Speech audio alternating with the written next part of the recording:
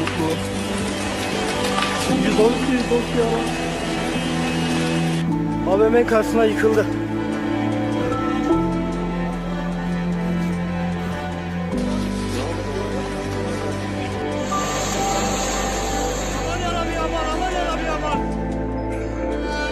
Buraya yetkilileri yollayın. Sesler duyuyoruz.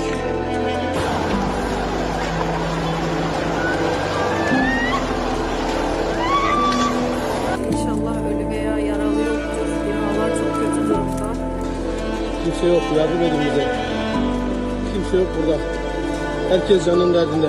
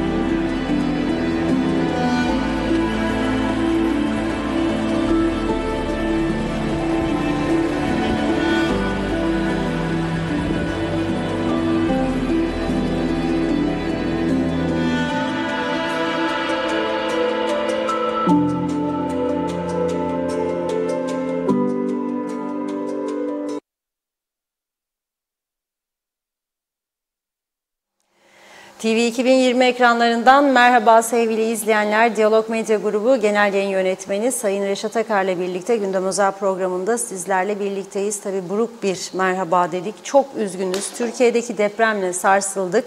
Maalesef can kaybı artıyor. Son olarak 1498 kişi hayatını kaybetti. Yaralı sayısı ise 8533'e ulaştı. Evet, uykuda kara kışın ortasında hayatını kaybedenlere rahmet diliyoruz. Dualarımız kurtarılmayı bekleyen bütün canlar için. Bu arada spor müsabakaları için öğrencilerimiz de Türkiye'de. Başbakan Ünal Üstel bir basın açıklaması yaptı. Kahramanmaraş'ta bulunan öğrencilerimizde can kaybı yok dedi. Emineliler'de, Adıyaman'daki öğrencilerle ilgili de henüz çok sağlıklı net bir bilgi yok. Gelen bilgileri an be an sizlerle paylaşacağız TV 2020 ekranlarında. Tabii belirtmekte fayda var, sosyal medyada da acayip bir bilgi kirliliği var. Hem panik havasıyla ilgili hem de yardımlarla ilgili en genel, en net olan yardım yerlerinde yine detaylarıyla konuşacağız. Aslında ülke sorunlarıyla da ilgili tabii konuşulacak çok konu vardı ama bugün girmeyeceğiz. Sadece süremiz yeterse Güney Kıbrıs'taki seçim sonuçlarını kısaca değerlendireceğiz. Evet, sizlerin de tabii yorumlarını, mesajlarını da bekliyoruz diyerek hemen başlamak istiyoruz. Reşat Bey merhaba. Merhabalar Funda Hanım. Herkese hayırlı günler, iyi haftalar dilekleriyle başlayalım. Evet, üzüntümüz büyük. Türkiye denince bütün Türk milleti tek yumruktur. Yani Türk milletine en ufak bir şey olduğu zaman hepimiz birlik beraberlik içerisindeyiz. Dolayısıyla bu deprem felaketi de hepimizi derinden üzmüştür. Büyük geçmiş olsun dileklerimizi anavatan Türkiye'ye iletiyoruz. Bu arada tabii Kıbrıs'tan da öğrenci kafilelerinin Türkiye'de olduğu bilgisi bütün gündür paylaşılıyor. Bazı bölgelerde, deprem bölgelerinde ve henüz bir bölgeden daha bilgi alınamadı. Adıyaman. Gözümüz kulağımız Adıyaman'da. Çünkü diğer bölgelerden bilgi alındı. Az sonra nerelerden ne tür bilgilerin geldiğini sizlerle paylaşacağız. Ama bugün programımızın başında önemli bir konuya dikkat çekmek istiyorum. Çok bilgi kirliliği vardır sosyal medyada. Sakın ola itibar etmeyiniz. Bakın, kültürüne, bilgisine güvendiğimiz insanlar bile var. Birisi bir video paylaşmış, hemen onlar da paylaşıyor. Ama ne yapalım, panik olduk. Ne paylaşıyorsun? Paylaşma. Niye paylaşıyorsun? Hayır, emin olmadıysan bir konuda niye sen de bunu paylaşıyorsun? Böyle bir ses geldi, doğru mu? Değildir. O ses niye paylaşıyor bunu? Belli ki ortalığı panikletmeye çalışıyor. İnsanların panik olmasına çalışıyor. Birileri bir şeyler karıştırmaya çalışıyor. Sakın. Bir de bilgi kirliliği. Haberiniz var mı bilmem nerede ne olmuş, bilmem hangi kafileden ne olmuş. Yoktur böyle bir şey. Bunu neyse olan doğrusu resmi makamlardan almak lazım. Bunun sosyal medyada, internet gazeteciliği falan filan öne geçeyim de 5 tane tik fazla alayım da ya 30 kişi beni izlesin, çok ayıp bir şeydir bu ya. Bunu yapmamak lazım. Bu olmaz. Ben bugün Gazeteciler Cemiyeti Başkanı olarak da bu konuda bir uyarı mesajı yayınladım. Devletin Tak Ajansı'nda da bültende vardır. Büyük bir acı yaşanıyor. Bu acı yaşanırken acının üstüne acı yaratılmaz. Bazı kişisel çıkarlar düşüncesiyle yahut da öne geçme, bilmem ne, aldatma, atlatma falan olmaz böyle bir şey. Bir de madem ki emin değilsiniz bazı şeylerden, doğru mu diye soruyorsunuz, niye paylaşıyorsunuz siz de yanlış olanı? Niye? Bakınız dün bir önemli olay oldu. Gazi Maussa'dan bir eski muhabir bir arkadaşımız aradı beni dün gece. Dedi ki işte Ayreli toplayan 3 Rum vardı sınırda, Akıncıların civarında da. Bizim askerler ateş açtı, bir tanesi yaralandı ya da öldü galiba. Nereden duydun dedim. Bir Rum arkadaş söyledi. Araştıralım dedim. Ben bunu ihtimal vermedim. Bir araştırma yaptık. Ama bu arada biz araştırırken bu işi baktık ki internet gazetelerinde Türk askerinin ateş açması sonucunda bir Kıbrıs Rum'un yaralandığı ot toplarken bak anında ama teyit edilmemiş bu bilgiyi internet gazetecilik yaparlarmış. Orada hemen tabii bunu insanlar da görür, altına yorum yapmaya başlar. Yani bizim zaten artık kültür oranımız tartışılır haldedir, vaziyettedir. Yani yoktur öyle bir şey. Ne demek ya? Bir delinin biri kuyuya bir taş atar, 1000 tane de akıllı çıkaracak olur mu? Hemen bir panik havası. Zaten üzüntü var dediğim gibi. Hem Türkiye'deki bu kayıplara üzülüyoruz. 1400'ün üzerine çıktı şu an itibariyle can kaybı. 10.000'e yakın yaralı var. Şu an itibariyle. Ve daha bunlar sayılırken, bunlar tespit edilmeye çalışılırken daha yeni depremler oluyor. Bugün gündüz vakti birkaç deprem daha oldu. İşte insanlar perişan halde. Bir de aşırı soğuk var, kar yağışı var. Hava koşulları çok kötü. İnsanlar sokakta, biz oturduğumuz sıcak ortamlarda, bilgisayar başında kendi kendimize gazetecilik, yorumculuk yapamayız ya halk olarak. Yanlış bilgilerin peşinden koşarak kendi kendimize haber yaratamayız. Kendi kendimize bir şeylerle uğraşamayız. Bu bir, çok önemli. İkincisi, bu yardımlaşma kampanyalarında çok önemli bir nokta vardır. Nedir? 1 veya 2 merkezden yürütülmesi. Aslında 1. Ben yıllarca bu işi yapmış olan ve bunun gururunu duyan bir insan olarak son yıllarda derim ki resmi bir makam yapsın, biz destek verelim. Ne şekilde? Onların çağrısını aktararak ve onların çağrısına destek vererek yapalım biz bu işi. Nitekim bugün yapacağız. Türkiye Büyükelçiliği'nin açıkladığı hesap numaraları var. Ona itibar edilmesini istiyoruz. Çünkü Türkiye Cumhuriyeti Büyükelçiliği, Türkiye Cumhurbaşkanlığı tarafından belirlenen banka hesap numaralarını yayınladı ve yardım yapmak isteyenin sadece o hesapları yapmasını ben sizlere buradan önermek istiyorum. Çünkü görüyorum farklı yerlerden yardım kampanyaları başlatıldı. Mesela tabii ki iyi niyetle Lefkoşa Belediyesi, Girne Belediyesi tabii ki iyi niyetle. Programa girerken Dikmen'i gördüm. Tabii ki iyi niyetle. Onlar para değil, yiyecek yardımı topluyorlar. Tabii ki iyi niyetle.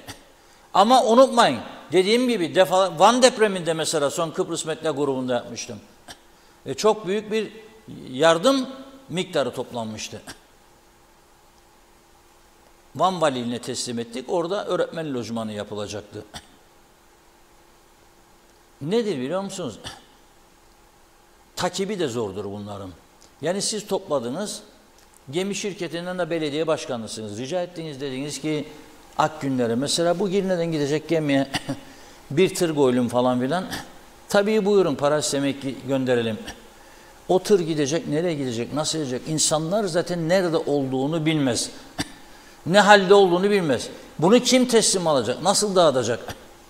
Bu işi resmi makamlarla yapmaktır önemli olan. Resmi makam da ben Türkiye Cumhuriyeti Devleti'nin resmi açıklamalarını ön plana çıkarım, ona bakarım. Onu takip etmek lazım.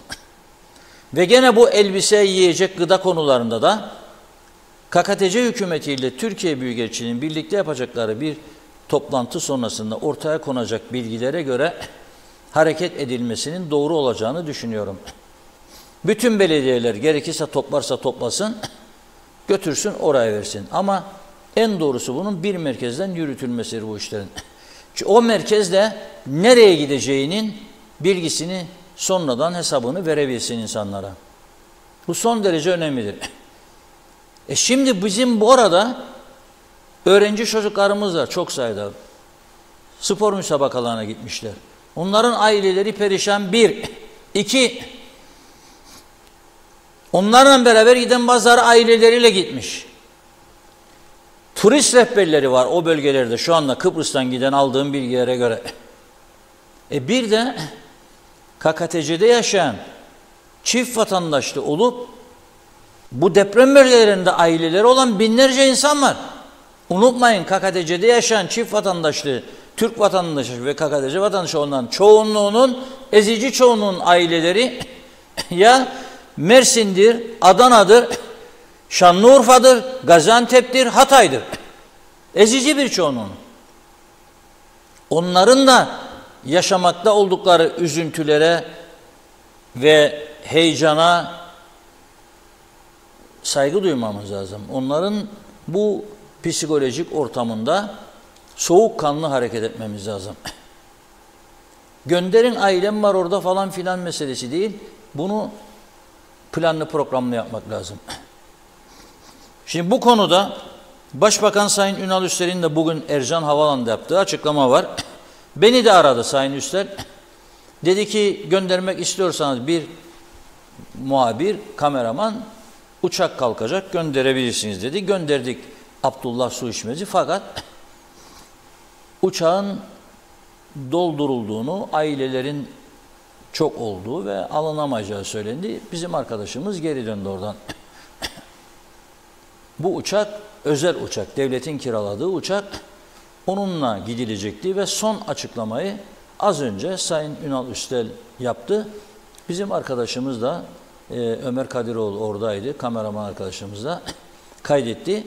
Birlikte son durumu, öğrencilerimizle de ilgili özellikle son durumu birinci ağızdan dinleyelim. Akşamdan beridir üzüntümüz devam etmektedir. Hem ana vatanımız Türkiye Cumhuriyeti'nde hem de ülkemizde yaşadığımız deprem felaketinden dolayı üzüntülerimiz devam etmektedir.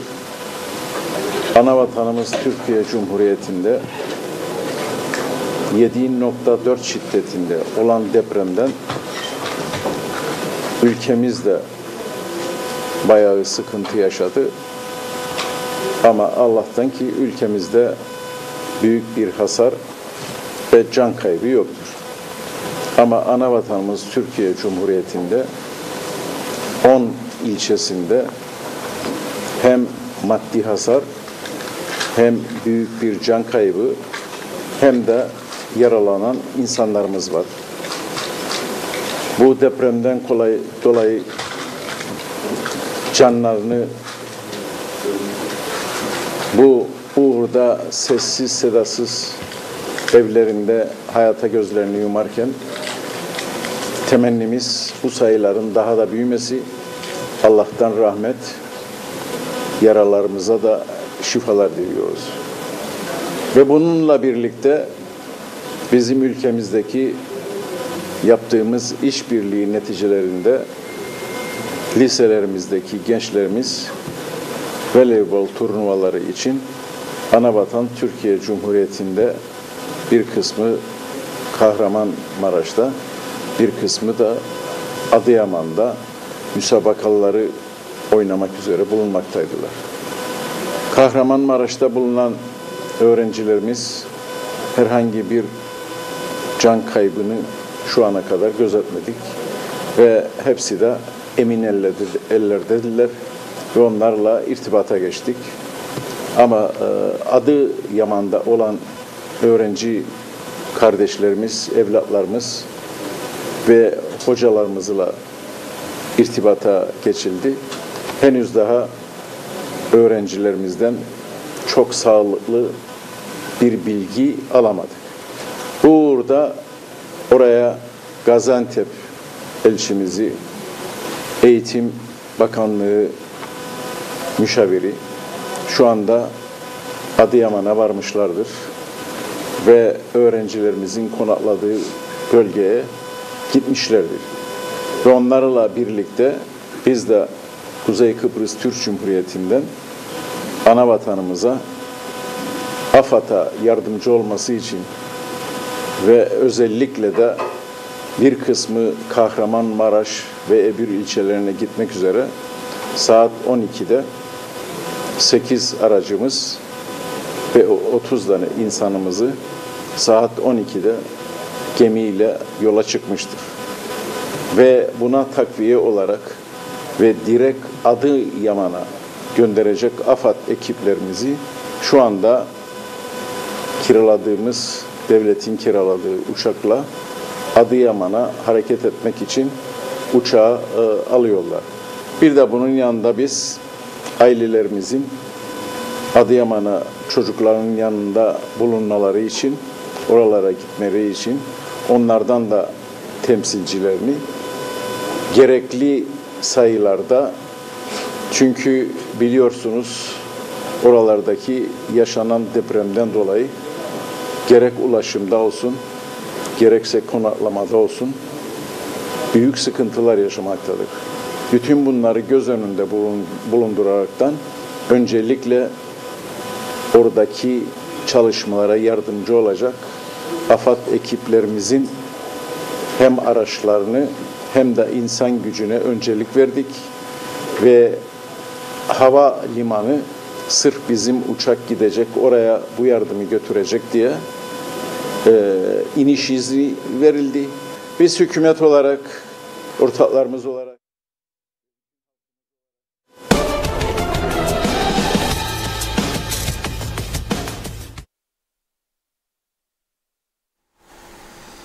Evet, Başbakan Ünal Üstel az önce havaalanında konuştu. Biz de şimdi teyit ettik. Bir uçak, özel uçak hazır. Yolcuları da içinde ama o yolcuların ne kadarı ailedir, ne kadarı torpilli içine binmiştir. Yani ben de gideyim beraber merak ediyorum falan diyerek bilmiyoruz onu.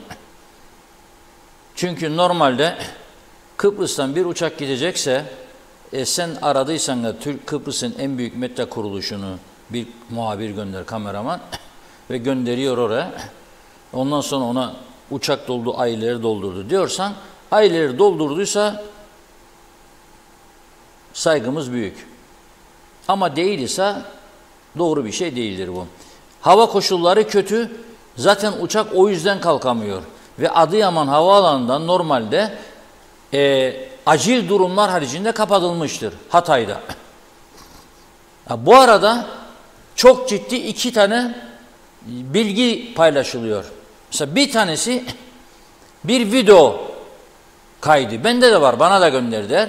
Bir ses diyor ki bugün 17-19 arasında Kıbrıs'ta çok şiddetli bir deprem olacak. Maraş'tan bölgesinden fay parçalanmış ve devlet daireleri diyor kapatılacaktır veya kapatılmıştır, tatil edilmiştir. Herkes dikkatli olsun diyor. Bir de var zaten 5'te 7'de benim devlet dairem yok. Ses Kıbrıs lisanı değil. Birileri bundan fırsat yaradı, panik yaratmaya çalışıyor. Şimdi o yüzden bir açıklama güvenlik kuvvetlerinden yapıldı. Çünkü bazı iddialarda da güvenlik kuvvetlerine dayatıldı. Bir açıklama da resmi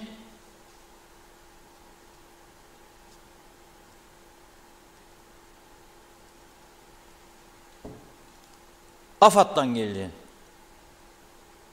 Buna göre AFAD Genel Müdürü Orhan Tatar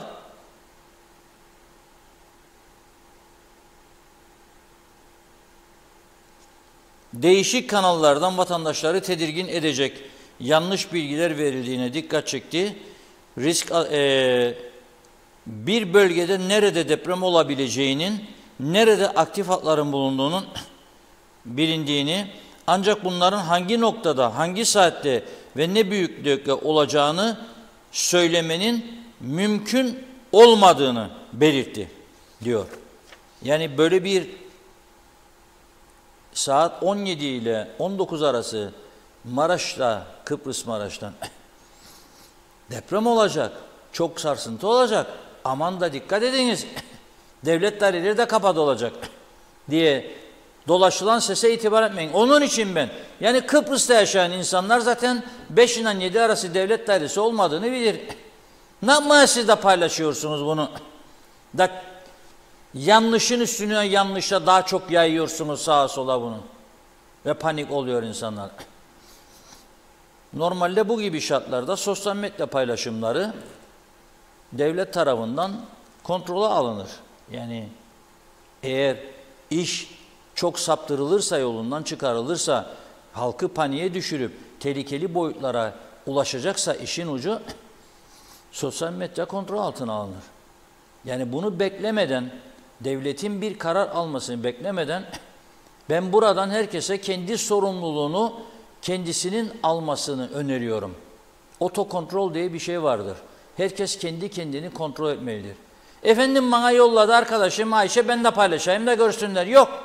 Ne demek? Ayşe nereden aldı bunu? Ya Fatma ya Mehmet ya Ahmet. Ona da bilmem kim gönderdi. Nereden? Ne ilgisi var bunun? O yanlış bilgileri paylaşarak onların amacına hizmet ediyorsunuz. Yapmayın bunu. İkinci bir mesele, havayolu şirketlerini aradık, araştırdık.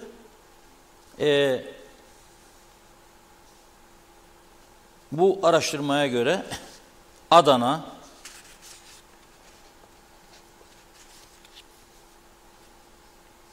Hatay, Gaziantep'e uçak seferleri iptal edilmiştir tümü. Fakat sosyal medyada rakamlar geziyor. Olur mu kardeşim, bir Adana 7.100 lira oldu. Yok zaten uçak yok. Fırsatçılığa bakın. Bilmem ne. Yoktur. Uçak yok. Zaten Adıyaman kapatıldı, Hatay kapatıldı. Hatay Havaalanı'nda ciddi zarar olduğu belirtiliyor. Türkiye televizyon kanallarını izleyin, göreceksiniz. Ciddi hasarlar var. Adana da kapalı.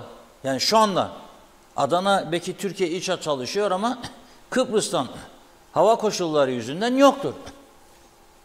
Ama sosyal medyada bakıyorum 7.000 lira, 10.000 lira nasıl olur arkadaş, fırsat, bu fırsat falan gidilecek diye. Yoktur böyle bir şey. Şimdi Kıbrıs'tan giden heyet var. Tabii bu Ercan Havaalanı'nda aileler toplandı bugün, yoğun bir kalabalık oldu. Ercan Havaalanı'nda aileler bugün oraya akın etti. Bizi götürünüz, çocuklarımızın sağlığını, sağlıklı olup olmadıklarını görmek istiyoruz diye. Ercan Havaalanı bugün 2 tane kameraman gitti geldi. Uçak değil, havaalanı, aileler gitti geldi, aileler orada, bir yığın aile. Evet, herkes panik halinde. Bu insanlar çocuklarından haber almak istiyor ve Türkiye'ye gitmek istiyorlar. Dolayısıyla onların heyecanını da hissetmemiz lazım. Ben onlara sabırlar diliyorum. Fakat son bilgiye göre Maraş'ta bulunan Gazi Mausa Türk Maarif Koleji Genç Kız Voleybol takımından 14 kişi, Namık Kemal Lisesi Genç Erkek Voleybol takımından 14 kişi, bunlarla temas kuruldu ve sağlık durumlarının iyi olduğu tespit edildi.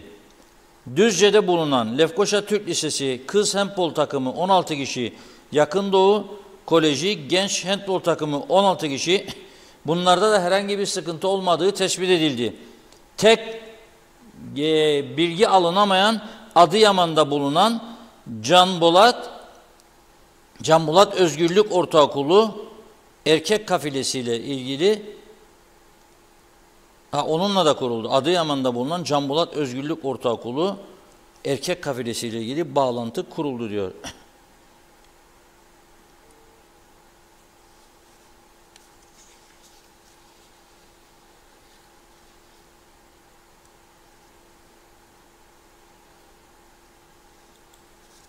Burada bir durmak lazım.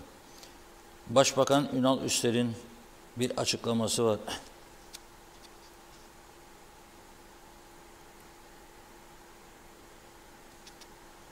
Adıyaman'daki öğrencilerimiz hakkında diyor, henüz sağlıklı bilgi alamadık diyor Ünal Üster.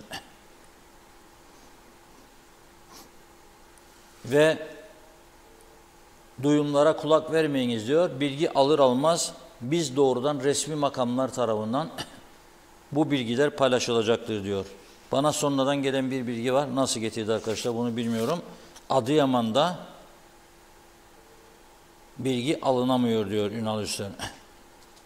Ve bu gece birisi Girne'den olmak üzere 3'ü Gazi Mausa'dan 4 tane gemi Türkiye'ye hareket ediyor. Hem aileleri götürecek, uçakla gidemeyenler, hem de yardımlar gönderilecek. Girne'den ve Gazi Mausa'dan saat 10'da toplamda 4 gemi hareket ediyor. Girne'den Mersin'e, Gazi Mausa'dan Mersin'e. 3 gemi Gazi Mausa'dan, 1 gemi Girne'den hareket edecek. Bu 4 gemi de eğer aileleri varsa orada, sadece öğrenciler değil, diğer ailesi olan insanlar varsa gidecek, burada yaşayıp da ailesinden haber alamıyor. Tamamen ücretsiz gönderilecekler. Herhangi bir ücret ödemeyecekler. Bu konuda gerekli önlemlerin alındığını açıklamış bulunuyor hükümet. Şimdi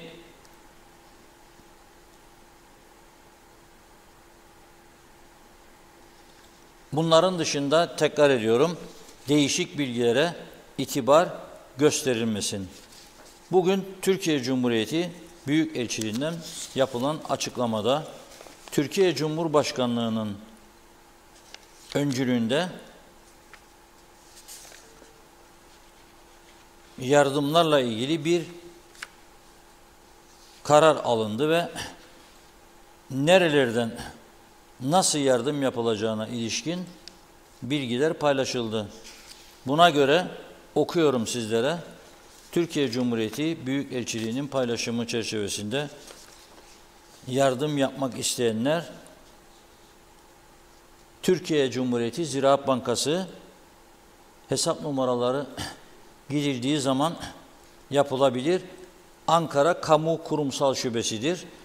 Herhangi bir Ziraat Bankası'na gidildiği zaman oradan gerekli bilgiler alınabilir. Türkiye Vakıflar Bankası, Kızılay Ticari Şube, Türkiye Halk Bankası, Bakanlıklar Şubesi, Türkiye İş Bankası Başkent Şubesi, Şekerbank Ankara Şubesi, Türkiye Ekonomi Bankası Çankaya Şubesi. Bu şubelerdeki hesaplara yardım yapmak isteyenler gerekli yardımlarını yapabilirler. Bunun dışında Kıbrıs Türk Vakıflar İdaresi'nden bir açıklama geldi. 2 milyon Türk liralık bir yardım yapılıyor Vakıflar İdaresi tarafından depremzedeler için. Kızılay Derneği de bir açıklama yaptı. Yanındayız Türkiye adıyla bir kampanya başlatmış.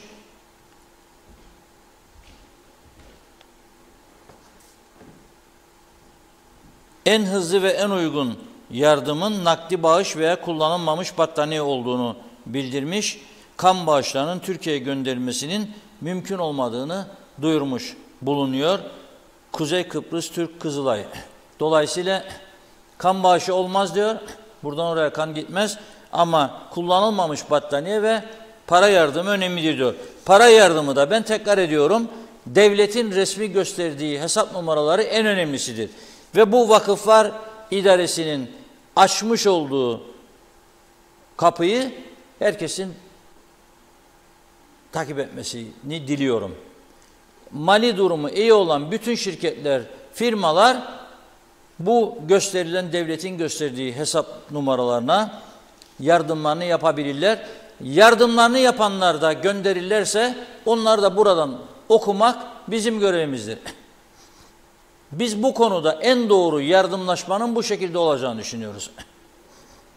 Orada birikecek paralarla bu insanlara ihtiyaçları neyse yardımcı olacaklar. Buradan belediyeler dediğim gibi eğer battaniye, yorgan ki çağrı yapıyor insanlar, dinliyorum ben de. Çağrı yapıyorlar. Battaniyeye ihtiyacımız var diyorlar. Yorgana ihtiyacımız var diyorlar. Yiyeceğe ihtiyacımız var diyorlar. Bunun da koordineli bir şekilde yapılması lazım. Mesela Gazi Mausan'ın 2 gemi, Girne'den 1 gemi hep yiyecek ve battaniye yardımı olacaksa bunun da belirli bir merkezden koordine edilmesi lazım. Ama ben görüyorum şimdi Lefkoşa Belediyesi ayrı topluyor, Girne ayrı topluyor, ardından diğer belediyeler gelmeye başladı. Bizi de arayanlar oldu. Siz bu konuda başarılısınız, halk destekler kampanyalarınızı. Bir kampanya açmayı düşünmüyor musunuz? Ben dedim yok. Ama bu şekilde destek vereceğiz. Orada açılmış bir kampanya var. Devletin açtığı hesap numaraları varsa bizim görevimiz bunu desteklemektir. Ve sizlere de çağrı yapıyorum. Buradan açıklayabilirsiniz. Ben bu kadar yardım yapmaya hazırım diye. Biz de size teşekkür ederiz. Ama gideceği yer Türkiye Cumhuriyeti'nin gösterdiği resmi banka hesap numaralarıdır. Evet Funda Hanım. Biraz mesajlardan başlayalım. Evet, çok yoğun. Hemen Mustafa Özcan, acımız çok büyük, Türkiye'mizin başı sağ olsun dedi. Osman Elmas da amin demiş. Mehmet Şenler de Gaye Kök, çok geçmiş olsun Türkiye'm. Hüseyin İbrahim Kaptan da Türkiye'mizin başı sağ olsun. Kemal Osman Ceyhanlı, söylenecek söz yok, Allah yardımcımız olsun, geçmiş olsun Türkiye'm dedi o da. Mehmet Uluçaylı da kolay gelsin demiş. Erdal Yarkın da. Ertay Kızıl, acı, üzücü olay, geçmiş olsun. Mehmet Uluçaylı, çok geçmiş olsun. Ölenlere Allah rahmet eylesin. Yaralılara acil şifalar dilerim. Başımız sağ olsun. Taşkın Tüccaroğlu, Allah'ım diyor yardımcı ol çaresiz insanlara. Geçmiş olsun Türkiye'm. Hemen yardım vakfı kurulsun. Belediyeler ve yardım edelim ana vatanımıza. Haydi birlikten güç doğar demiş. Güner Kadir, Allah Türkiye Cumhuriyeti yar ve yardımcısı olsun inşallah. Şifa Harun, çok geçmiş olsun Türkiye'm, başımız sağ olsun, ölenlere rahmet eylesin, yaralılara da acil şifalar diliyorum. Doğan Falyalı da aynı şekilde acil şifalar diliyor. Emine Mülayim, çok üzgünüz, geçmiş olsun Türkiye'm, Allah'ım korusun bir daha yaşatmasın dedi. Nazime Nalbant da aynı şekilde Türkiye'm, hayatını kaybedenlere Allah rahmet eylesin, hayatta kalanlara acil şifalar, ailelere sabır diliyor, bir daha böyle acılar yaşanmasın, üzgünüm demiş. Osman Mene de geçmiş olsun Türkiye'm, hayatını kaybedenler de nurlarda uyusunlar. Mehmet Uluçaylı, gün birlik beraberlik günüdür. Herkes ne yardım yapabilirse onu düşünüp bağlı bulundukları belediyelere ulaşsınlar. Para yardımı yapacak olanlar yetkili kurumların açıkladığı hesap numaralarına yapması uygundur. Çok geçmiş olsun. Ayhan Altıntaş, yıkıldık bu kış gününde depremde kaybettiklerimizden. Allah rahmet eylesin, acil şifalar diliyorum yaralılara. Destek olmak için de 1866'ya deprem yazarak 20 lira bağış yapabilirsiniz. AFAD'ın numarası bu. Zeliha Adaman, Türkiye'm Allah korusun demiş. Evet, sonsuz mucize Fatma Palabıyık da aynı şekilde acil şifa dileriz, birlik ve dayanışma zamanı diyor. Neşe Güneş Fellahoğlu başın sağ olsun Türkiye'm yazdı. Cemre Akar, yüreğimiz yanıyor, tüm Türkiye'ye ve ülkemize geçmiş olsun. Yaşamını yitirenlere Allah'tan rahmet, yaralılara acil şifalar dileriz. Acımız tarifsiz.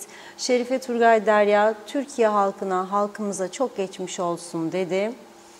Evet, Aliye Kasaboğlu'nun mesajı var ama doğrulanmadan bu tarz mesajları okumam çok da doğru olmayacaktır. Zeren Turalı, tüm Türkiye halkına geçmiş olsun. Ölenlere Allah rahmet eylesin, yaralılara ise acil şifalar diliyor. Tülay Önal çok üzgünüz demiş. Mustafa Gürsoy, Türkiye'de depremde hayatını kaybetmiş olanlara Allah rahmet eylesin. Ailelere sabır diliyorum. Ayrıca Kıbrıs'ta öğrencilerin de bir an önce sağ salim olarak yurda dönmelerini dilerim. Gürkan Hülya Yakış, Kıbrıs Türk Cumhuriyeti'nin göstermiş olduğu hassasiyeti takdirle izliyorum. Yapmış olduğunuz çağrılardan ötürü TV 2020 ekibini, Diyalog Medya'yı hassasiyetleri için tebrik ve şükranlarımı iletiyorum yazdı. Bülent Lider Mehmet Küçük, acil şifalar dileriz büyük Türk milletine. Başsağlığı dileklerimizi iletiriz. Şimdi bu ülkede herkes gazeteci, herkes politikacı, herkes sporcu ve herkes sanatçıdır. Sanırım sorunun da ana kaynağı budur. Bir de memlekette profesörler bol tarafından çok fazladır. İsmet Sencer geçmiş olsun demiş. Celal Harun, Girne ilçesine bağlı Tepebaşı köyünden Ayşe Zeki Gürboyoğlu, Türkiye.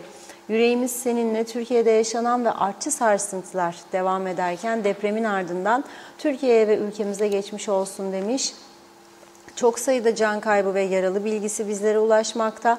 Hayatını kaybedenlere Allah'tan rahmet, sevenlerine başsağlığı diliyorum. Yaralı vatandaşların en kısa sürede şifa bulmalarını, enkaz göçük altında kalanlarınsa kurtarılmaları için dua ediyoruz.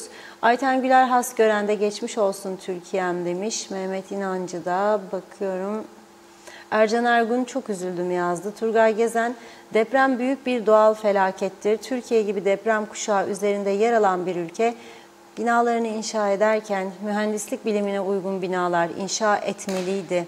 Ne yazık ki birçok noktada bunlar yapılmadığı için deprem sonrası can kayıplarının yaşanması büyük acılara neden oldu.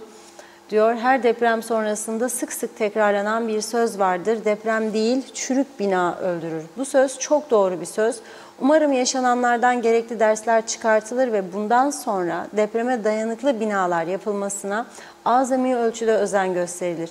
Yaşanan deprem felaketinde hayatını kaybeden insanlarımıza Yüce Tanrı'dan rahmet, yaralı olanlara da acil şifalar diliyorum. Kuka ve Urho Kıbrıs Vakıflar İdaresi,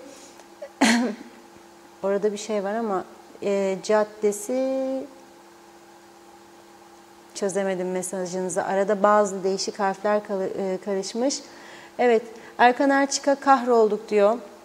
Mehmet İnancı, Türkiye'ye büyük geçmiş olsun. Bu binalar enkaza dönüştü. Üzücü olay. İhmali olanlar derhal yargıya taşınmalı. Mehmet Kurtulmuş da geçmiş olsun Türkiye'm. Vefat edenlere Allah'tan rahmet, yaralılara acil şifalar diledi. Nazime Nalbant'a, Tema Yavaş da geçmiş olsun herkese demiş. Ahmet Tekman, sağ olsun halkımızdan bazıları öyle mesaj ve yorumlar yapıyorlar ki zannedersiniz de profesör kesilenler panik yapmaktan başka işleri yok demiş. Geçmiş olsun Türkiye'mize. Özdal Kerem, acımız büyük, Türkiye'mize geçmiş olsun dediği. Allah'tan sabır, öğrencilerimizden iyi haberler için dua ediyoruz. Son olsun bunlar, son demiş. Elif Bağbaşı da çok üzgünüm diyor. Allah yardımcıları olsun yaralıların, çok geçmiş olsun demiş. Evet, son olarak Ayşe Güner Mertcan da hepimiz çok üzüldük, Tanrı cümlemizi korusun. Londra'dan Güner Bey'in mesajı. Evet, çok teşekkür ediyoruz. Devam edeceğiz yine. Reşat Bey buyurun. Evet, devamlı bilgi akışı var. Programın başına söylemiştim bir tek yerden alınamıyor diye. Şimdi Adıyaman'da iki ayrı grup var. Birisi Can Bulat Özgürlük Ortaokulu erkek kafilesi. Onlardan haber alındı. Herhangi bir sorun yok. Sağlık durumları iyi. Haber alınamayan kız takımı. Onunla ilgili herhangi bir bilgi, sağlıklı bilgiye ulaşılamıyor şu an itibariyle. Bu arada AFAD son durumu açıkladı. Şu an itibariyle 1498 can kaybı, 8.533 de yaralı var ama dediğim gibi daha enkaz altından insanlar çıkarılıyor. Hava koşulları da çok kötü.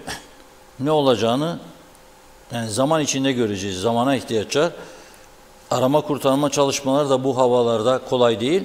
İnsanlar zaten panik halinde. Hatta bugün Türkiye televizyonlarında canlı öğle saatlerinde 13-14 civarlarında daha yeni binaların yıkıldığını görüyoruz. Karton gibi binalar yıkılıyor. Tabii bazı izleyicilerimiz yazdığı inşaatlar falan doğrudur. Çok kötü inşaatlar var. Ve o inşaatların bir sonucunda kağıt gibi yıkılıyor binalar tabii. Ama şu anda tartışacağımız konu bu değil. Yaraların nasıl sarılacağını tartışacağız. Çünkü kayıp büyüktür. Savaştan beter bir durum var ortada. Ve bu arada dediğim gibi yardım kampanyalarıyla ilgili bir karmaşa var. Başladı. Herkes bir çağrı yapıyor. Sosyal medyadan da sahte hesaplar olabilir. Ne yapalım? Biz tanırdık da güvenirdik. Yoktur, böyle bir şey yapmayın sakın. Bakınız, Kızılay Başkanı'ndan da bir uyarı geldi. Şu anda da kendisi telefonla bize bağlanmak istiyor. Bizi dinliyor. Buyursun, bağlansın dedim. Onun da bir uyarısı olacak. Dolayısıyla hazırsa arkadaşlar bağlayalım Kızılay Başkanı. Arıyorlar şimdi. Birazdan bağlanmak Evet. olacak. Ve Türkiye Cumhuriyeti Büyükelçiliği'nin açıklaması burada diyor ki, bahis sahipleri Türkiye Cumhuriyeti İçişleri Bakanı, Afet ve Acil Durum Yönetimi Başkanlığı, AFAD deprem bağışı hesap numaralarını AFAD'ın internet sitesinde yayınlamıştır. Buradan yararlanabilirler diyor. Ayrıca hesap numaralarını paylaştı. Bunun dışında kampanyaya destek vermek isteyen vatandaşların tüm operatörlerden deprem yazarak 1866'ya SMS gönderebileceği belirtiliyor. 1 Ocak 2023 tarihi itibariyle, yani şu anki durumu söylüyor, SMS bedeli 20 Türk lirasıdır. Yani siz 1866'ya deprem yazarak gönderirseniz 20 Türk lirası vermiş olursunuz. Bu da sağlıklı bir yöntem. Çünkü dediğim gibi önümde benim resmi açıklama var. Türkiye Cumhuriyeti Lefkoşa Büyükelçiliğinden gelen açıklama var. Hem hesap numaraları var, programın başında söyledim. Bankaların ismini de okudum. Hem de SMS, evde oturuyorsunuz, emeklisiniz, az bir miktar yardım yapmak istersiniz. Hiç olmazsa sizin de bir katkınız olsun. Bu yarada benim de bir tuzum olsun diyorsanız 20 Türk lirası 1866 en sağlıklı yöntemlerden biridir. Hazır mı telefonumuz? Evet. Birazdan hazır olacak. Azıcık bir zaman daha Reşat Bey. Evet. Şimdi tamam. Evet. Kuzey Kıbrıs Türk Kızılayı Genel Başkanı Sayın Sezai Sezen hattımızda. Merhaba, hoş geldiniz yayınımıza. Merhabalar, iyi yayınlar diliyorum. Merhabalar Sayın Başkan. Merhaba Reşat Bey, geçmiş olsun hepimize, Türk evet, halkına. Büyük geçmiş olsun. Sağ olun. Sizler de bir çağrı yaptınız. Dediniz ki kan bağışı şu an itibariyle yapılamaz, gönderilemez ama Evet. kullanılmamış yeni battaniye ve para yardımı yapılabilir dediniz. Evet. Siz Evet. ayrı bir kampanya mı başlattınız bu konuda, yoksa Türkiye tabii ki biz elçiliği... biliyorsunuz biz Türk Kızılay'la birlikte hareket ediyoruz. Hı hı. Öncelikle şunu söyleyeyim Reşat Bey, ben dün Adana'daydım. Bugün öğlen geldim. Uçağım kalkmadı. Bu depremi ben de yaşadım Adana'da. Otelde kalmıştım. Evet. Gerçekten çok bir felakettir bu. Geçmiş olsun. Teşekkür ediyorum. Hepimize geçmiş olsun. Ve ne zaman, nerede, nasıl olacağı da belli olmuyor maalesef. Doğru. Bunu yaşayan birisi olarak zaten hassasız, görevimiz de bu. Kuzey Kıbrıs Türk Kızılayı olarak da bugün hemen zaten süreci de takip ediyorduk. Şimdi biz Türk Kızılayı'yla sürekli istişare halindeyiz. Çünkü onlar her zaman bizim yanımızdalar. Türk halkı her zaman bizim yanımızda, biliyorsunuz. Biz Aynen. de onların yanında olmamız gerekir. Maddi ve manevi olarak.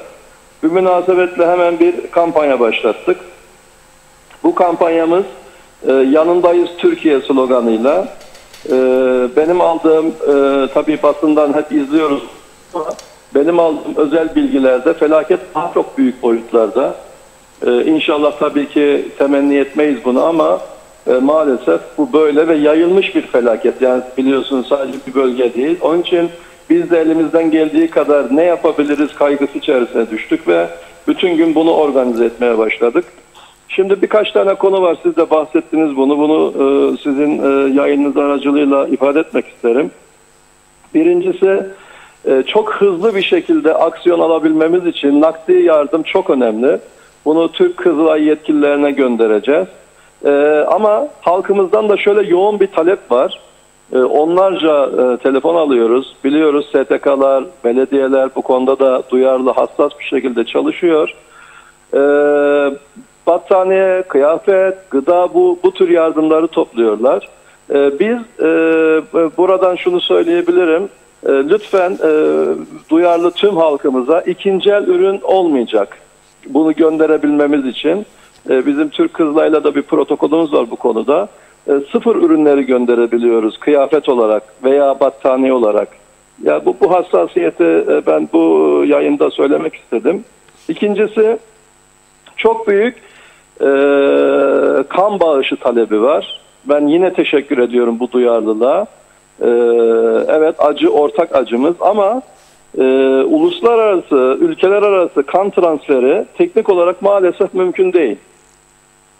Biz bunu Türk Kızılay yetkilileriyle de görüştük. Böyle bir kan bağışı alamıyoruz maalesef. Türkiye'ye göndermek üzere elbette ki. Yoksa zaten bizim yurt içindeki kan bağışı toplama faaliyetlerimiz zaten devam ediyor ülke içerisinde. Bunu buradan sizin aracılığınızla da söylemek istiyorum. Çünkü o kadar bir talep var ki bu kan verelim konusunda. Ama en hızlı aksiyon alabileceğimiz, çünkü onların ihtiyaçlarını elbette ki oradaki yerel otoriteler daha iyi biliyorlar. Eğer yapabiliyorsak mümkünse maddi bağışlar yaparak bu acıya biz de ortak olabiliriz, paylaşabiliriz. Yapamıyorsak eğer varsa tabii ki sıfır olmak koşuluyla battaniye, kıyafet, ayakkabı bunlar da Kuzey Kıbrıs Türk Kızılay aracılığıyla hemen göndermek için çalışmalara başladık. Ben size de teşekkür ederim bu duyarlı yayınlarınız için. Sağ olun. Çok geçmiş olsun Sayın Başkan. Ben bunu niye duyurdum? Çünkü hemen hemen her şeyden sonra bu tür felaketlerden sonra oluyor. Bazı çıkar çevrelerinin vurgun girişimleri. Aman evet, onlara teslim olmayalım. Ama bu arada şunu sormak istiyorum. Şimdi önümde Girne Belediyesi'nin mesela bir çağrısı var. Evet. Girne Belediyesi diyor ki yardımlar çoğalarak artıyor diyor kendi sitesinde. Türkiye'de evet, bu saat meydana gelen ve büyük yıkımların depremden sonra Girne Belediyesi'nin yardım çağrısına büyük destek başladı. Sabah saatlerine itibaren yüzlerce vatandaş Girne Belediyesi Sosyal İşler Şubesi'ne yardım paketleri ulaştırıyor diyor. Başbakanlığın evet, aldığı kararlar olsa toplanan yardımlar Lefkoşa Atatürk Spor Salonu'nda toplanarak buradan ihtiyaçlı bölgelere ulaştırılacaktır diyor. Yardımlar evet, gece arasında toplanacak. Şöyle diyor, yardımda bulunmak isteyenler bu gece yarısı 24'e kadar Girne Belediyesi'ne başvursun diyor. Alo 185 yardım hattı 533 870 2010 ve ihtiyaç duyulan malzemelere geliyor. Şimdi siz sıfır diyorsunuz ya battaniye yeni. Evet. Burada öyle bir ifade yok. Battaniye, polar, çadır, uyku tulumu, el feneri, benzeri aydınlatma araç gereçleri, evet, konserve, gıda, çadır içi evet, soba, uyku eldiveni, bebek çocuk, polar battaniye, evet, polar evet, ara katman, kışlık bot çocuklar için diyor. Şimdi evet, bu battaniyeler eğer adam evinde eskimiş kaç tane yorgan battaniye varsa atılacak, çöpe atmak yerine götürüp verirse bu nasıl önlenecek bu? Yani böyle bir açık net çağrı yok. Birkaç konuyu daha açayım Reşat Bey. Şimdi daha önceleri de yaşadığımız felaketlerde maalesef bu tür organizasyon bozuklukları oldu. Bir panik havası içerisinde elbette ki ben buna laf edecek değilim. Bir iyi niyet var orta yerde. Bir yardım etme isteği var. Art niyetli varsa birileri onu ayırıyorum. Onları ayrı tırnak içinde söylüyorum ben. Ama Bu işleri kurumsal olarak yapmak gerekiyor. Yani bireysel birisinin işte bir kampanya yapması doğru değil. Bir. İkincisi, şimdi ikinci el kıyafeti veya yeni kıyafeti Kızılay dışında hiç kimse gönderemez Türkiye'ye. Biz bunu Ukrayna Savaşı'nda Ukrayna'ya yardım kampanyası açtığımız dönemde gördük. Yani ısrarla buradakiler bizim ikinci el ürünü gönderemiyoruz dememize rağmen ısrarla işte getirdiler veya kendi aralarında topladılar. Bu da doğru değil. Yani burada bir merkez oluşması gerekir. Yani bu işlerin merkezi Kuzey Kıbrıs Türk Kızılay'dır. Zaten biz buna başladık. Ama bu ürünler işte belediyeler topluyor. Biz onlarla hemen ben Kızılay Müdürü'ne de hemen bugün konuştum. Duyabildiğimiz kadarıyla temasa geçiyoruz. Diyoruz ki yani bunları toplayın ama bir kere paketlerken bile bizim usul ve esaslarımıza göre paketlenmesi gerekir. Çünkü bu ülkeden başka bir ülkeye gidiyor. Her ne kadar felaket olarak gitse de bir gümrük geçiyor. Gümrükten geçerken bunların çeki listesi hazırlanması gerekiyor. Ürünün içeriği yazılması gerekiyor ve biz buna yazı yazıyoruz yani. Dolayısıyla sizin paketlemiş olduğunuz bir ürünü biz gönderemeyiz. Bizim böyle bir protokolümüz var. Yapamayız biz bunu. Dolayısıyla yani bunlar gönderilemez. Çünkü daha önce denendi ve gönderilemedi. Yani ancak Kızılay bunu Türkiye'deki Kızılay teslim alabiliyor. Çünkü böyle bir anlaşma var, böyle bir kanun var, yasa var. Dolayısıyla bu toplanan yardımlar evet doğrudur. Bir yardımlaşma çağrısıdır ama nasıl gönderilecekler? İşte ancak biz işbirliği yaparak bunları gönderebiliriz. Evet. Ama bir tek elden olsa yani bu yardım kampanyaları daha anlamlı olur diye düşünüyorum. Evet, siz o zaman bence siz Adana'da mısınız halen yoksa döndünüz mü? Hayır, ben bugün öğlen geldim. Geldiniz mi? Gelir gelmez derneğe geldim, Kızılay'a geldim ve çalışmalara devam ediyorum. Tamam, o zaman bence bu belediyelerle sizden de bir çağrı gitmiş olsun onlara. Tabii. Bütün belediyelerle bir koordine içinde yürütürseniz bu işi. Tabii, böyle bugün bir günlük iş değil, bu iş ihtiyaçlar artacaktır diye düşünüyorum. Evet, doğru, bu depremin artçıları olabilir diyorlar. Evet, ne zaman nerede nasıl olacak belli değil. Evet. Dolayısıyla panik yapmadan önemli olan doğru dürüst yardım toplanması ve amacına ulaşması, insanlara gitmesidir. Çünkü birçok bölgede var. Nereye gideceksiniz? Şimdi buradan da bazıları diyor ki hadi Türkiye'ye gidin. Nereye gideceksiniz? Bravo. Bir kaos var zaten. Kaos var. Ben buradan açık söylüyorum. Bizim siyasilerden de böyle talep gelmiş. Sabahleyin bir haber duyuldu öğleye doğru. Cumhurbaşkanı gidiyor kafileyle. Sonra duyuldu başbakan gidiyor. Sonra öğrendim ki zamanı değildir mesajı aldılar. Evet. Doğrusu bu. Şimdi adamlar orada canıyla uğraşırken siz gideceksiniz, size koruma verecek, şoför verecek, alacak, eskortlarla götürecek. Siz nereye gidiyoruz sonra? Düğün yok, bir şey yok. Orada bir acı var, felaket var. Kazı çalışmaları devam ediyor. İnsanlar panik halinde. Gözyaşları var, sinir var, gerginlik var. Soğuktan üşüme, donma var. O da ayrı bir dert. Tabii. Onun için misafir ağırlayacak durumu yok Türkiye'nin. Hiç kimse acele etmesin, panik yapmasın. Evet, sevgi var, saygı var. Bunu göstermek istiyoruz, Türkiye sevgimizi, bağlılığımızı, ama bunu buradan da gösterebiliriz ve planlı, koordineli yardımlar yaparak bu iş yürüyebilir. Tabii. Biz planlı ve koordineli yapmak mecburiyetindeyiz. Her ne kadar bazen bizi yapsalar da, yani bu konuda sıkıştırsalar da, biz ancak Türk Kızılay'ıyla, çünkü sahayı en iyi onlar bilir. Dediğiniz çok doğru. Sahayı biz bilemeyiz. Biz nereye gideceğimizi bilemeyiz. Hatta Reşat Bey şöyle yapıyoruz. Biz Türk Kızılay'ına diyoruz ki biz size ne gönderebiliriz, ne yapabiliriz, nedir ihtiyacınız? Onların talepleri doğrultusunda biz hareket ediyoruz. Hani kendi kendimize burada bir şey yapıp da ihtiyaç olmayan bir şeyi gönderirsek bir anlamı olmaz. Amacına ulaşmaz dediğiniz gibi. Ben bugün öğlen saatlerinde Sayın Cumhurbaşkanımızla gittim, ziyaret ettim. Orada Sayın Büyükelçimiz de vardı, bir komite vardı. Ben hemen gelir gelmez konuları yaptım. Onlarla da paylaştım bu konuları. Elimizden geldiği kadar var gücümüzle bu acıyı paylaşmak için biz kurumsal olarak en azından ve talebin yerine ulaşması adına ciddi manada çalışma yürütüyoruz. Peki, çok teşekkür ediyoruz Sayın Başkan. Kolaylıklar teşekkür diliyoruz. ediyorum. Biz de yapabileceğimiz çağrılar olduğu zaman seve seve halka aydınlatma açısından bunu yaparız. Çok teşekkür ederim. İyi yayınlar diliyorum. Sağ olun. Evet, Kuzey Kıbrıs Kızılay Başkanı Sayın Sezai Sezenid'in açıklamalarını sizlere aktardık canlı olarak. Çok sayıda farklı yardım kampanyalarının başlatıldığı söyleniyor. Sosyal medyada orada burada. Dikkatli olmak lazım. Belediyeler de iyi niyetle yapıyor ama bakın ne diyor? Kızılay'dan başka hiçbir kimse bu yardımları gönderemiyoruz diyor. Uluslararası anlaşmalar var diyor. Kızılay olarak da biz de diyor kullanılmış malzeme istemiyoruz. Tamamen yeni battaniye olabilir. Bir de diyor bu işin doğrusu maddi yardımdır. Biz de diyor maddi yardımları Türkiye Kızılay'ına aktarıyoruz diyor. Yani kendimiz yönlendirmiyoruz. Ama ben size Büyükelçinin açıklamasını da verdim Büyükelçinin Türkiye Cumhurbaşkanlığına atfen. Fakat nedir biliyor musunuz? Bazı izleyicilerimiz yazıyor. Ben az önce okudum ya SMS deprem yazarak 1866'ya ama bu Türkiye'deki GSM'lerdir diyorlar. Mesela bu da işte bize şunu gösteriyor. Bugün toplantı üstüne toplantı ama bak atladıkları nokta var eğer böyleyse diyorum.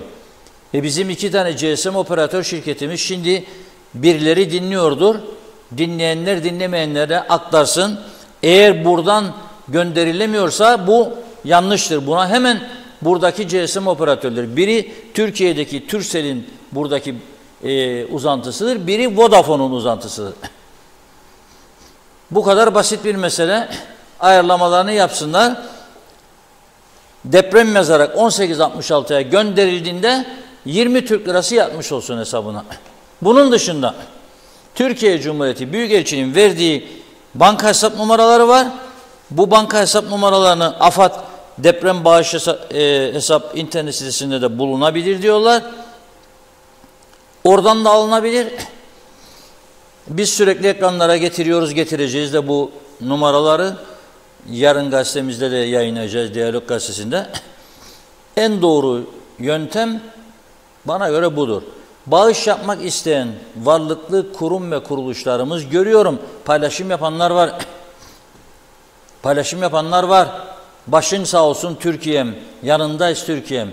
Yanındaysak imkanlarımız nispetinde yardımlarımızı da göstermeliyiz.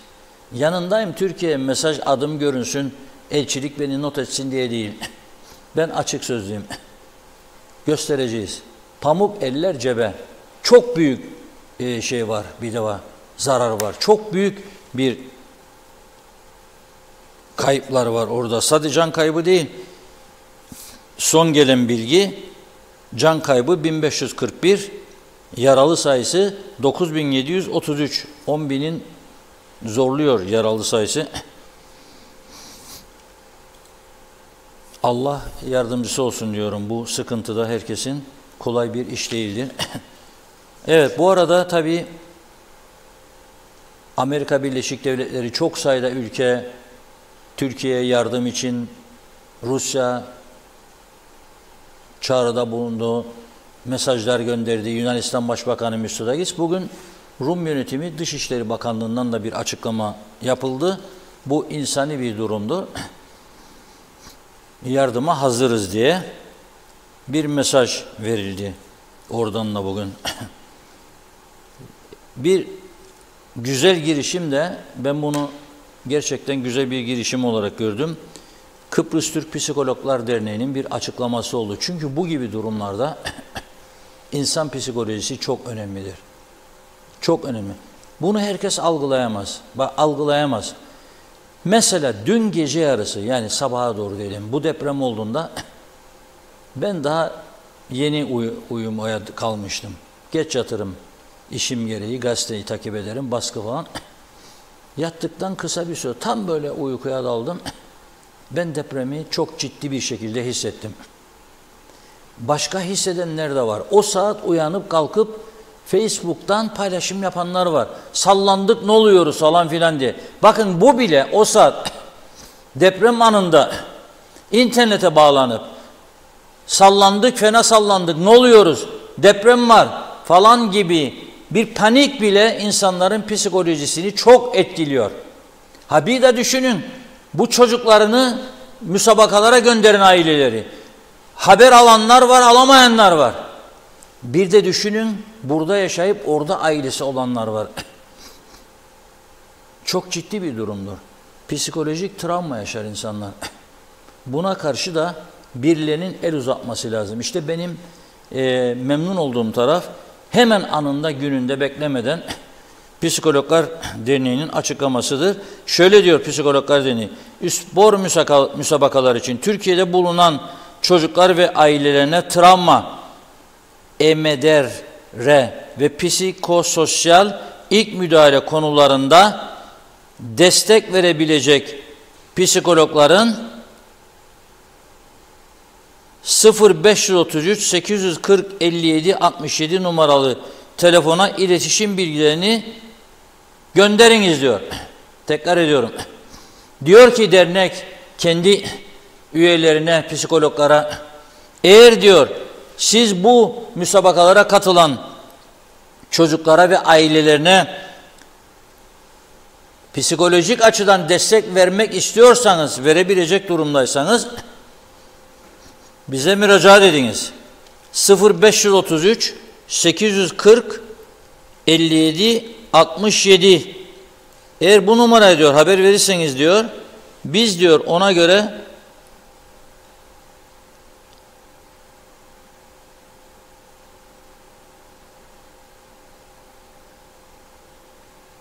önlem alacağız diyor. 840 57 67. Şimdi sizin huzurunuzda arıyorum. Farklı bir gazetecilik yöntemi denemek istiyorum. En güzeli budur. Sağlıklı bilgi. Bakalım cevap alabilecek miyiz?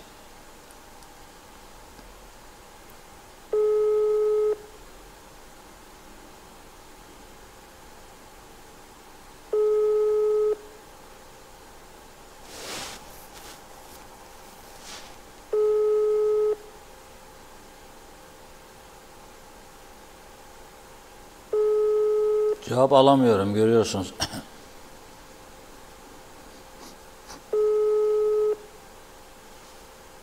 Hastası vardır. Büyük bir ihtimalle bir sağlık görevlisidir. Psikologdur. Hastası vardır. Ne bileyim danışanı vardır. Belki onunla konuşuyordur, cevap veremiyordur ama verilen bir numaranın sürekli boş olması ve cevap verebilecek konumda olması son derece önemlidir. Evet, Psikologlar Derneği, sizi deniyorum, verdiğiniz numarayı cevap alamıyorum. Yani yardımda bulunmak için bu numarayı verdiniz. 533 840 57 67. Ben sizi aradım, cevap alamadım ama dediğim gibi 1-2 dakikalık bir süre içinse bu cevap verememe sorun değil. Ama 5 dakika sonra bir daha arayacağım. Gene cevap alamazsam o zaman bu açıklama amacına ulaşmamıştır demektir. Daha ciddileşmek lazım. Biraz sonra bir daha deneyeceğim. Girişim güzel, düşünce güzel ama önemli olan netice almaktır. Ben de buradan çağrı yapıyorum. Bu konuda psikologlara büyük görevler düşer. Gerçekten bu özellikle çocuklarından haber alınamayanlardan başlayarak, çünkü adam var torununu göndermiştir, kadın adam, dede, annene, büyük anne, büyük baba çocuklarından, torunlarından haber alamıyordu. Anne, baba, kardeşi, dayısı, halası, eniştesi çok merak ediyordur. Ciddi bir üzüntü, sıkıntı içindedir. Onları öncelikli bir şekilde değerlendirip bir tedaviye başlatmak son derece yararlıdır. Ücretsiz, gönüllü bir hizmet. Tam zamanıdır. Tam zamanıdır. Bekliyorum. Diğer sağlık örgütleri de inşallah destek verir buna ve bu numaralar da cevap verebilir bir hale gelir inşallah diyorum. Evet Funda Hanım, devam edelim mesajlara. Aldığımız yerden devam edelim. Ömer Bozkara vezirler, geçmiş olsun, başın sağ olsun Türkiye'm, Allah sabır versin, Allah yardım etsin demiş. Uğur Erol da Türkiye'nin başı sağ olsun diyor. Atakan Korer öyle yazdı, SMS cevap vermiyor diye, ama okuyacağım farklı isimde bir izleyicimiz de o SMS'lere gittiğinde AFAD'ın teşekkür mesajı geldiğini söyledi. Bakacağız. Mustafa Deniz Gezen, siz de kampanya yapın demiş. Ahmet Halil, çok geçmiş olsun, iyi yayınlar. Salih Engin, bazı kişiler yine vurgun peşinde olabilir diyor. Yılmaz Nasipoğlu, bazıları bu akşam 5'ten 9'a kadar evet çok dikkatli olun dediler. Bunlara açıklama yapıldı. Güvenilir yerlerden doğruluk payı yok denildi. Yalanlandı bu haberler. Herkes panik içinde demiş Yılmaz Bey. İlkay Gökçebel, depremden dolayı yaşamını yitiren vatandaşlara Allah rahmet eylesin. Yaralı kardeşlerimize acil şifalar diliyorum. Engin Sedat Tözün, Kıbrıs Kızılay'ına güvenimiz yok demiş. Yangında neredelerdi diyor. Kuka ve Urho, Deniz Yıldızı Mausa, Laguna Apartmanı Vakıflar İdaresi 40 senedir topladığı kiraları 7 hiç tamir etmedi. Deprem olacak, çıkın diyor. İbrahim Benter'e sesleniyorum demiş. Merak etmeyin, Rum'un yaptığı yıkılmaz, sizin yaptığınız yıkılır. Ya bu apartmanı tamir edin ya da satın demiş. Hülya Hamzaoğulları 1866'ya mesaj gönderilebiliyor. Şu an denedim. AFAD'dan teşekkür iletisi geldi dedi. Evet, onu da yapalım. Alo. Alo. Merhabalar. Merhabalar, beni aramışsınız sanırım. Evet, ben sizi canlı yayından arıyorum, Reşat Akar. Merhabalar. Merhabalar. Reşat Şu anda Akar. sizi izleyicilerimiz de dinliyor. Ben önce sizi tebrik etmek istedim. Psikologlar Derneği çağrı yapıldı. Bu telefona müracaat edilsin ve destek isteyenlere gönüllü katkı yapılsın diye. Şu ana kadar size başvuran var mıdır bu çağrı? Şu anda yaptığımız uzmanların listesini oluşturmak. Çünkü biliyorsunuz Türkiye'ye giden bazı sporcu öğrencilerimiz ve aileleri var. Henüz kesin bilgi almadık onlardan. Umarım da kötü bir haber almadan en az zararla süreç atlatılır. O kişilere ya da işte depremde yaşadığı herhangi bir sıkıntı olan bireylere destek verebilmek adına bir uzman ekibi toplamaya çalışıyoruz. Adadaki meslektaşlara çağrı yaptık. Şu anda uzmanlarımız kendi çalışacakları alanlarla ilgili bize bilgilendirme yaptılar. Hazırlıklarımız sürüyor. Türkiye'den gelecek habere göre ihtiyaç doğrultusunda meslektaşlarımıza yönlendirmeler yaparak ücretsiz destek sağlamayı planlıyoruz. Ben kiminle görüşüyorum ben şu anda? Ben ismim Bengü Berkmen. Kıbrıs Türk Psikologlar Derneği eğitim sorumlusuyum. Bengü Hanım, şimdi tekrar tebrik ediyorum, güzel bir girişim. Yani şöyle olacak bu, gönüllü psikologlar size başvuracak ve bu aileler Kıbrıs'a döndükleri zaman çocuklar onlara takviye... Çocuklara ve ailelerine ihtiyaç duyan bireylere yaşanan deprem konusunda psikososyal destek müdahalesi ya da işte travmatik bir durum söz konusuyla bununla ilgili uzmanlar çalışmaya başlayacaklar. Evet. Dolayısıyla onlar gelene kadar biz de burada kendi hazırlığımızı tamamladık ki hemen ihtiyaç doğrultusunda ve talep doğrultusunda hareket edebilelim. Evet, çok güzel, çok teşekkür ediyoruz. Tebrik ediyoruz. Ben numarayı buradan duyurdum izleyicilere. Umarım sizin ulaşamadığınız mesleki alanda uzman kişiler de sizlere ulaşırlar ve çok güzel bir hizmet başlatılır. Için. Sağ olun. Çok teşekkür ederiz. İyi günler. İyi yayınlar. Sağ olun, teşekkürler. Evet, gördüğünüz gibi Psikologlar Derneği eğitim sorumlusu Bengü Hanım aradı bizi.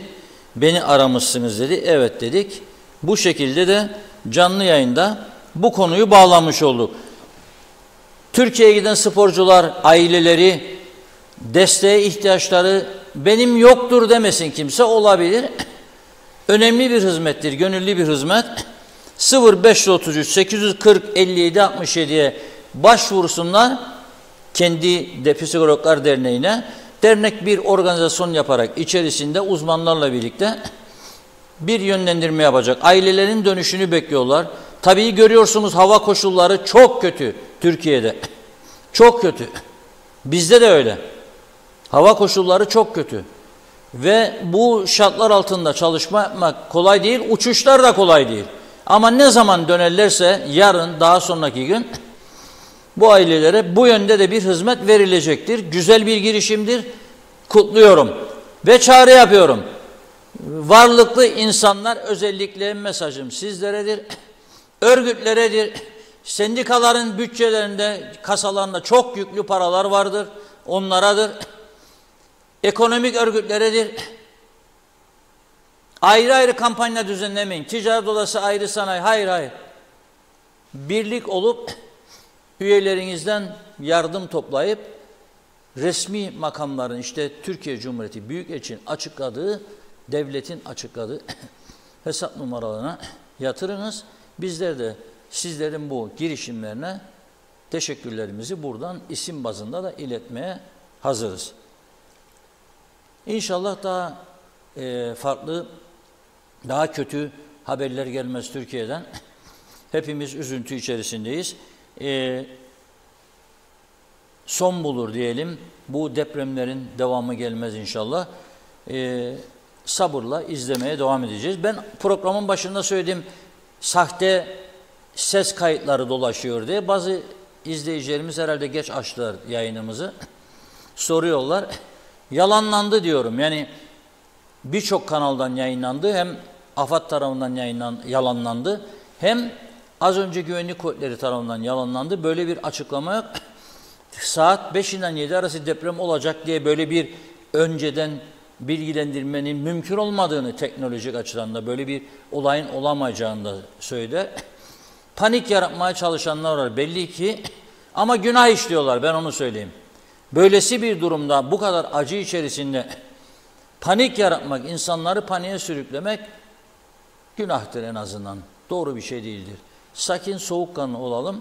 Her paylaşıma da itibar göstermeyelim. Her yazılan doğru. Ama ben tanırdım kendisini de, iyi insandı da, kahve içtiydim de, fena değildi de, bana iyi göründüydü. Yok yok, öyle bir şey yok. Öyle bir şey yok. Tutuyorsanız masayı yukarıdan bir de alttan basacaksınız.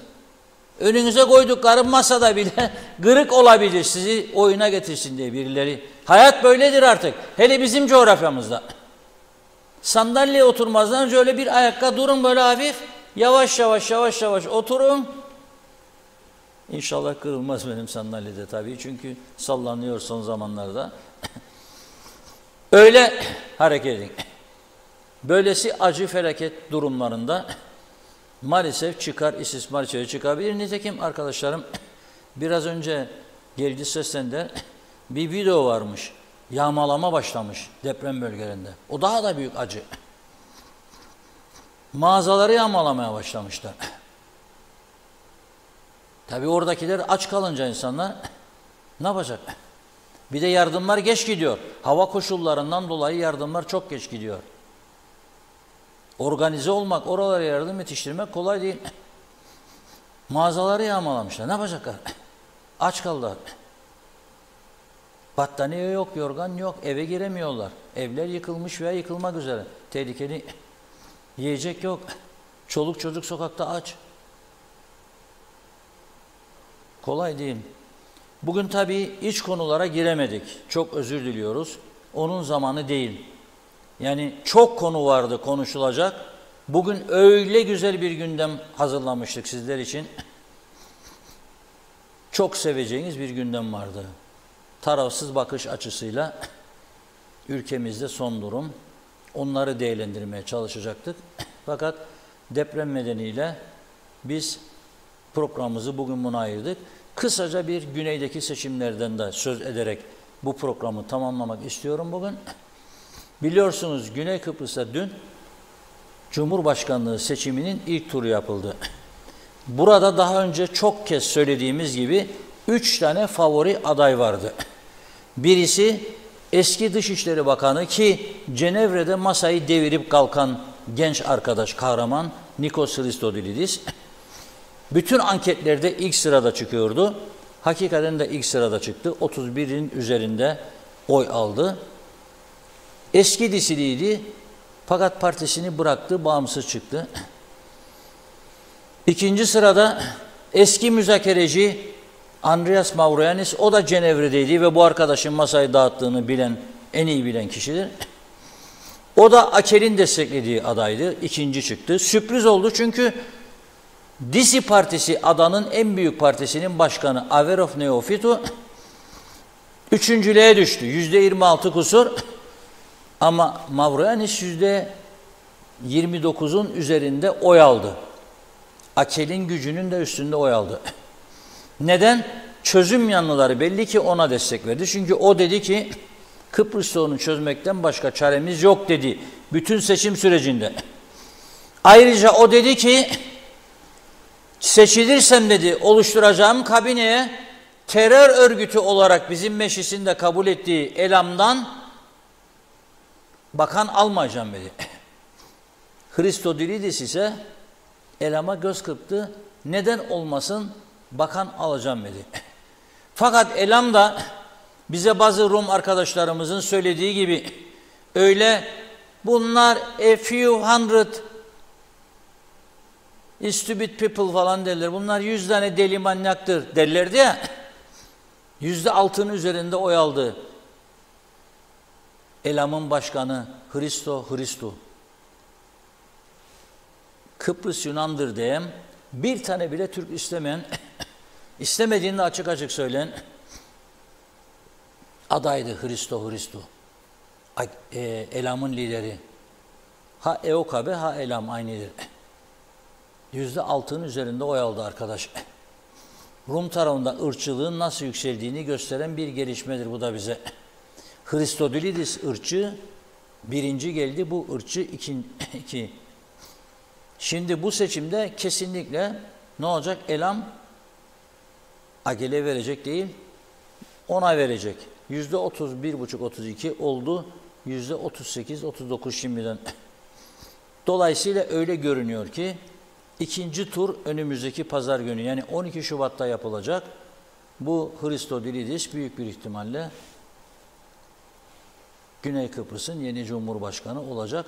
Bu konudaki gelişmeleri de önümüzdeki günlerde, önümüzdeki programlarda sizlerle paylaşacağız. Evet, bugün bizden bu kadar. Son mesajlarımızı okuyalım. Okuyalım. Mehmet İnancı demiş ki yaygara koparmakta Kuzey Kıbrıs halkının üzerine kimseyi tanımam sayın Akar. Mantık yazayım da like yapsınlar. Atakan Korer'in mesajı diyor ki şimdi çalışmaya başladı Turkcell Telsim. SMS hizmet vermeye başladı şu an dedi. Sıdıka Züğür çok geçmiş olsun demiş. Ferda Üngüder çok üzüldük. Allah'ım yardımcıları olsun inşallah dedi. Salih Engin Kıbrıs Kızılayı ile ilgili eleştiride bulundu.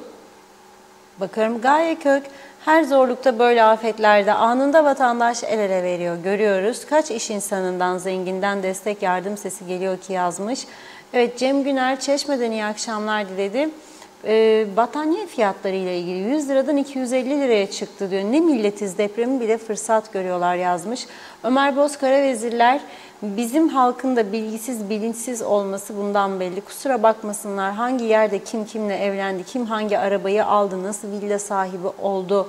O dizide bu girdi diyenler ayrıldı. Herkes bilgili ama kimsede coğrafi veya tarihsel olarak bilgi yok. Tsunami çıkacakmış. Nerede kalmış? Çıkacakmış. Önce diyor tsunami'nin nasıl oluştuğunu öğrensinler. Nerelerde nasıl çıkar, nasıl oluşur. Sonra saat 5'te deprem olacakmış.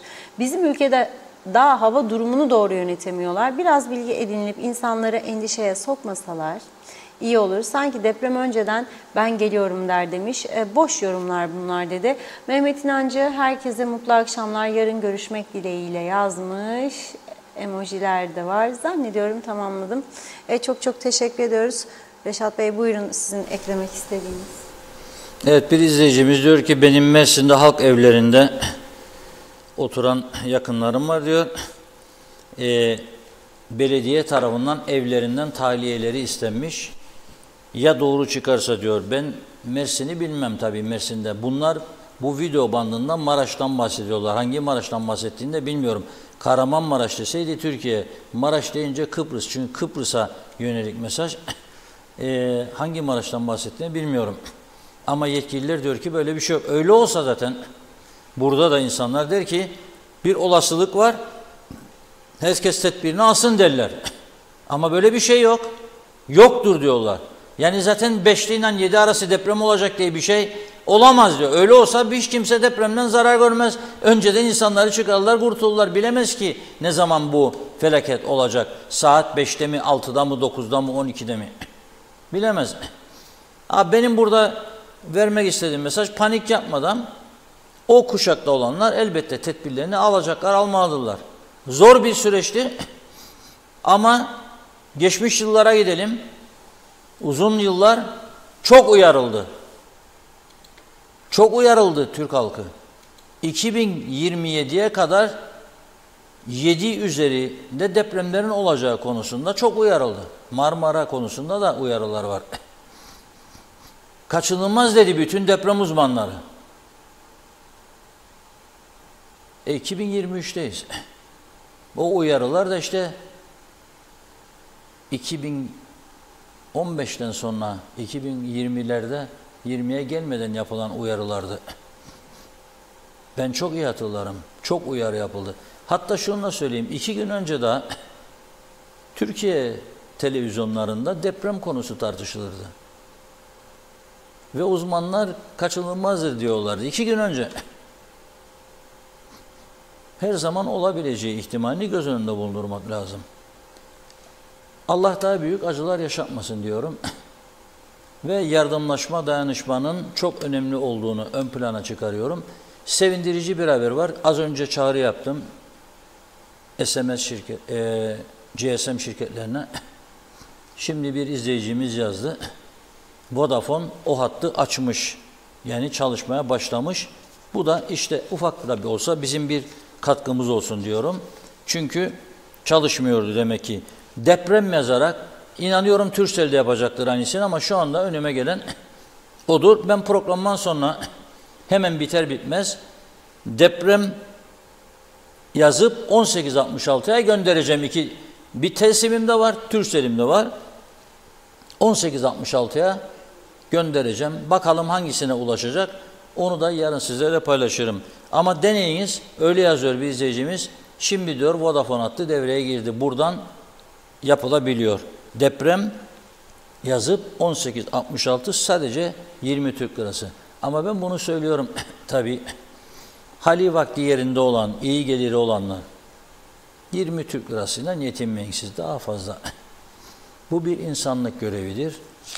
Ve eğer kayda değer büyük yardımlar olursa yarın buradan okumanın sözünü de veriyorum.